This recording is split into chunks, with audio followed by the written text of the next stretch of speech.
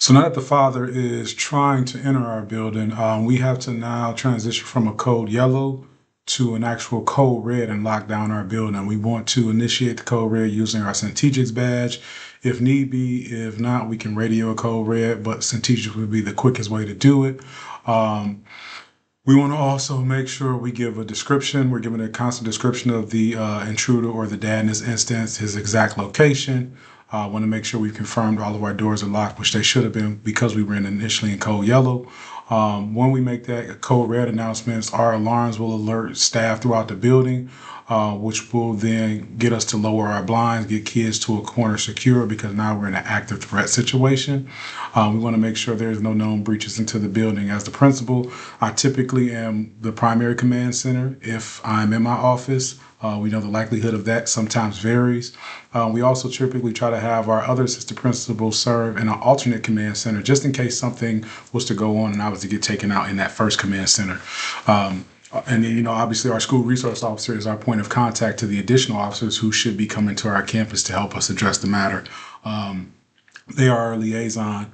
We also make a call over on our county radio so that the county is aware and that they can start that process and get those necessary people out there. Our teachers typically will check in with our RSVP system to let us know that they are safe in their rooms.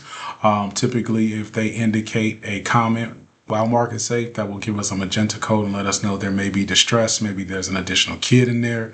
So when we go into that code red mode, we're making sure students are safe. And then also students, we kind of preach to them if they are not able to get into a room, get to a bathroom, get to the nearest place where you can lock the door and or hide. We're communicating on the district radio to the district office. We're not contacting the parents until all clear by law enforcement. The last thing we want is parents rushing up to the school and then becoming, maybe a hostage or getting in the way, and they become something that this father can utilize during this situation. We also want to make sure we're constantly communicating on the announcements because that will also help us when we're tracking cameras, let us know where the intruder may be. I want to try to remain calm and be a logical decision maker during this process and maintain great communication. Make sure we are safe in our command center because we are the primary communicators throughout this drill.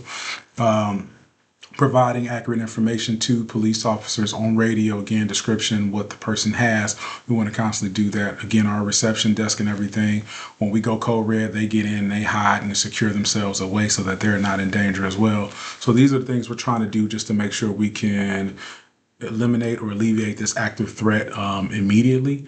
This is how we will try to address that in our system here in Fayette County.